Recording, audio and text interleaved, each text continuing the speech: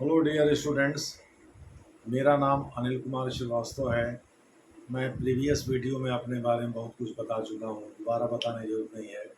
बस इतना कहूँगा कि चैनल को ज़्यादा से ज़्यादा लोग सब्सक्राइब करिए, लाइक और शेयर करिए। मैं मुख्यतः यूपीएससी और स्टेट पीसीएस के लिए पढ़ा रहा हूँ। ये जो भी तथ्य हैं सब उसी से रिलेटेड हैं। इस समय जिस टॉपिक पर हम चर्चा करने जा रहे हैं वो इस्लामोफोबिया यानी इस्लाम के प्रति नफरत से है। अब यह रियल है कि अनरियल है, इसे तो जो करते हैं वही बताएंगे। लेकिन इस्लाम के प्रति इस समय ज़बरदस्त गुस्सा पूरे विश्व में देखा जा रहा है और इसकी शुरुआत पश्चिमी देशों से हुई।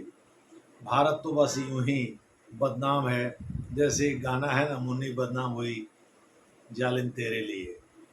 दूसरे शब्दों में भारत को यूं ही बदनाम करके रखा गया है कि हाँ, नरेंद्र मोदी की सरकार और यूपी में योगी की सरकार मुसलमानों के विरुद्ध काम कर रही है, या असम के सीएम हेमंत बिस्व शर्मा मुसलमानों के खिलाफ आग उगलते हैं।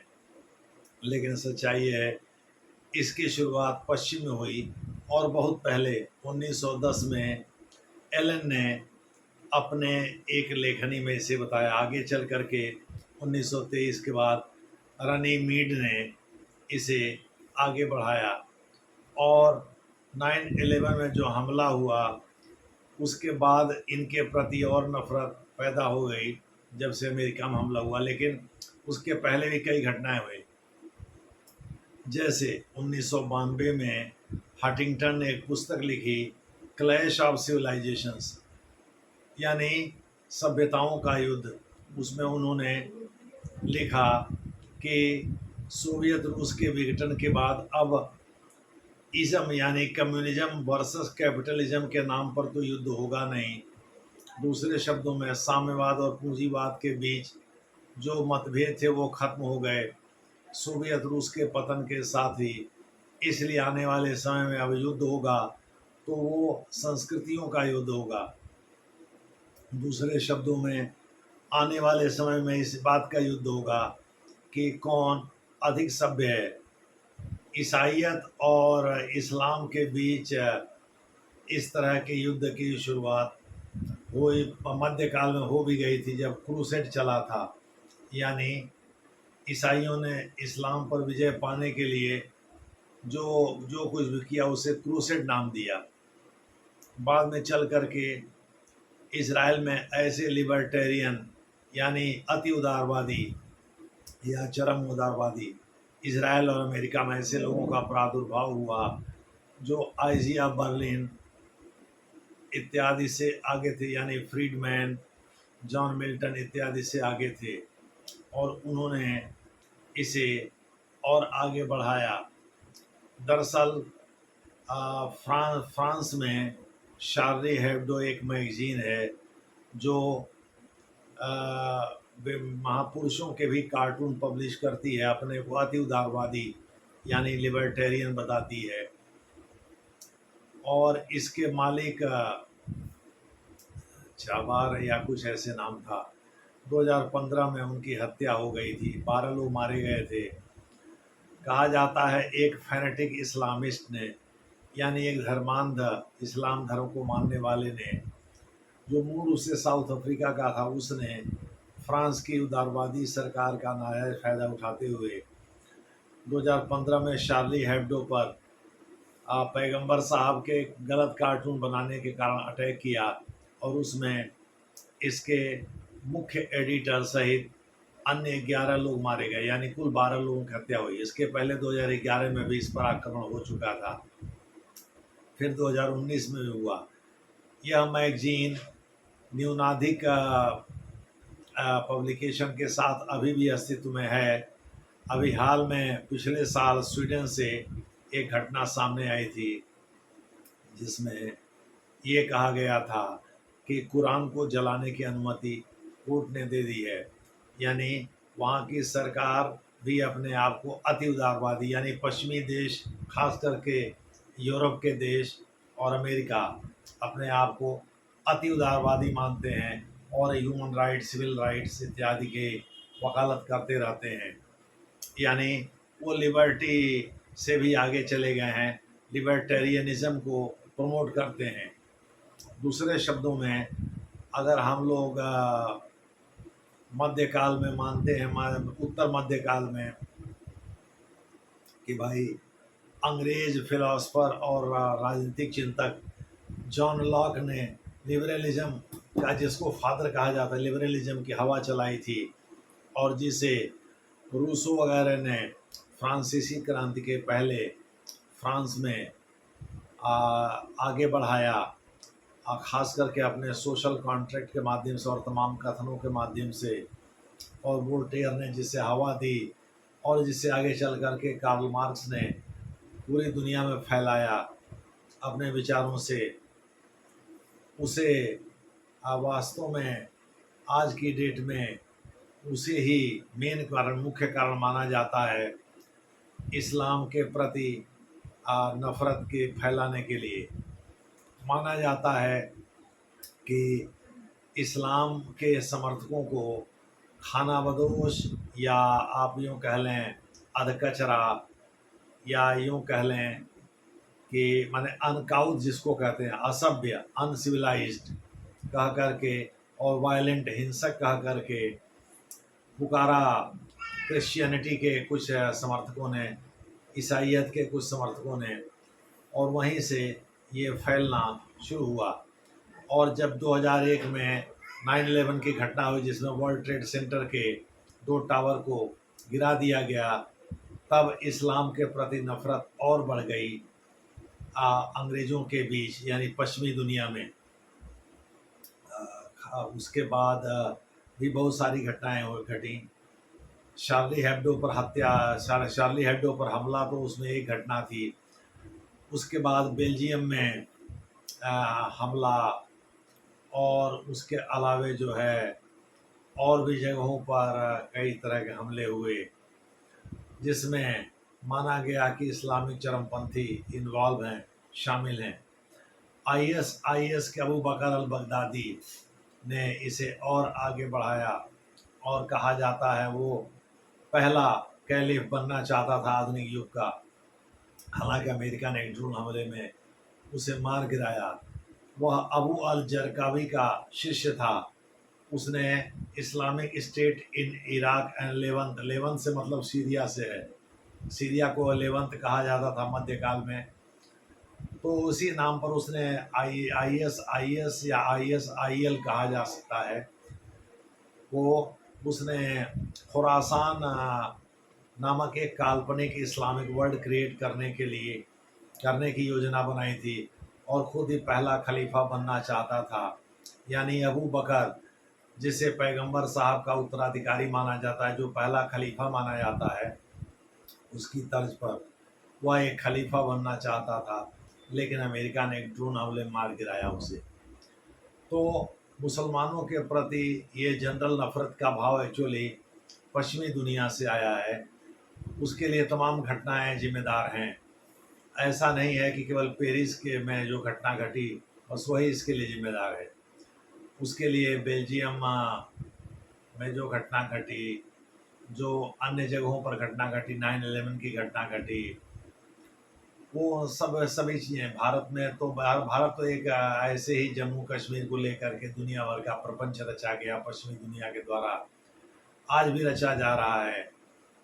तो वो तो भारत के मत्थे या सर पर घड़ा फोड़ने वाली बात है।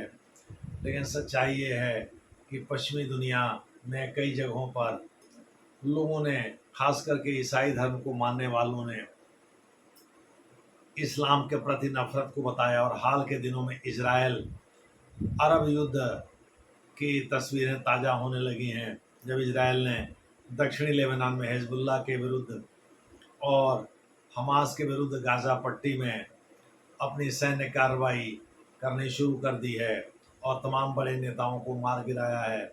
यही नहीं, ईरान के खिलाफ भी रिटेलिएटरी एक्शन लिया है। हालांकि लिमिटेड टारगेट को हिट किया है, लेकिन फिर भी माना जा रहा है कि यह यहूदियों द्वारा ओल्ड टेस्टामेंट में जिनका जिक्र है, और जो क्रिश्चियनिटी के अपने को बहुत करीब पाते हैं, उनके द्वारा इस्लाम के विरुद्ध किया गया यह एक हमला है। यहाँ लोग पूछते हैं भाई भारतीय मुसलमानों को फ़िलिस्तीनी मुसलमानों से क्या लेना देना। भाई मुसलमान बात मुसलमानों की नहीं है, बात इस्लाम के सेपरेट आइडेंटिटी और उसकी रक्षा से है, और वो पूरी दुनिया में कहीं भी होगा। तो ये तो अच्छी बात है, इस्लाम के फॉलोअर्स इस्लाम धर्म के नाम पर एकजुट हो रहे हैं। तो जो अनफाउंडेड या इराशनल जो कहा जाता है हैट्रेड, यानी अतार्किक जो नफरत है इस्लाम के प्रति, उसी को लेकर के इस्लामोफोबिया का जन्म हुआ। 2015 में संयुक्त राष्ट्र संघ ने इस तरह के एक संकल्प को स्वीकार भी किया, एडॉप्ट भी किया, अंगीकृत भी किया। और संयुक्त राष्ट्र संघ के कई पूर्व महासचिव जैसे कोफी अन्नान, जो खुद घाना से आते थे, अफ्रीका से, और एक मुस्लिम थे, उन्होंने भी इसका जिक्र किया है 2001 के पहले, यानी 9/11 की घटना के पहले ही। मैंने बता दिया 9/11 की घटना के पहले, वो तो एक वाटरशेड मोमेंट था। 9/11 की घटना के पहले और 9/11 की घटना के बाद कई ऐसी घटनाएं हुई हैं जिसने कि इस्लाम के प्रति ईसाइयों के नफरत को बढ़ाया है। इसमें अमेरिका का दोहरा चरित्र भी उभर कर सामने आया है, जैसे कनाडा के मामले में अभी अभी सामने आ रहा है। दूसरे शब्दों में, एक तरफ तो वो ईरान को ख़त्म करना चाहता है, दूसरी तरफ जो है वह भारत के सर ठिकरा फोड़ करके और ये बताने की कोशिश कर रहा है कि वो मुसलमानों के साथ है, जबकि ऐसा कुछ नहीं है। यहाँ तो पूरी आज़ादी है। मदनी देवबंद स्कूल के मदनी आदि के नेतृत्व में जो रैली आयोजित की गई है, जिसमें कई जगहों पर तो ये कहा गया कि पटना में गांधी मैदान में भी मुसलमान जुटेंगे, 5 लाख मुसलमान जुटेंगे, हो सकता है उसमें नीतीश कुमार भी शिरकत करें, और तमाम तरह की बातें कही जा रही। मैंने ये मुसलमान कह रहे हैं भाई हम दबाव बनाएंगे नीतीश कुमार और चंद्रबाबू नायडू पर कि वो समर्थन वापस ले लें, जिससे मोदी सरकार गिर जाए, और विरोधियों की तारीफ करना। लेकिन यहाँ तो अभिव्यक्ति आज़ादी है, ऐसी बात नहीं है कि वो अपनी बात नहीं कह पा रहे हैं।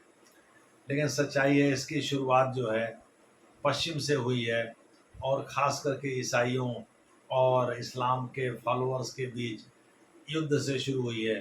चाहे मामला अमेरिका का हो, चाहे स्वीडन का हो, या बेल्जियम का ब्रुसेल्स, जो बेल्जियम की राजधानी है, जहाँ की यूरोपीय संघ की संसद है, और भी बहुत सारी वहाँ इमारतें हैं।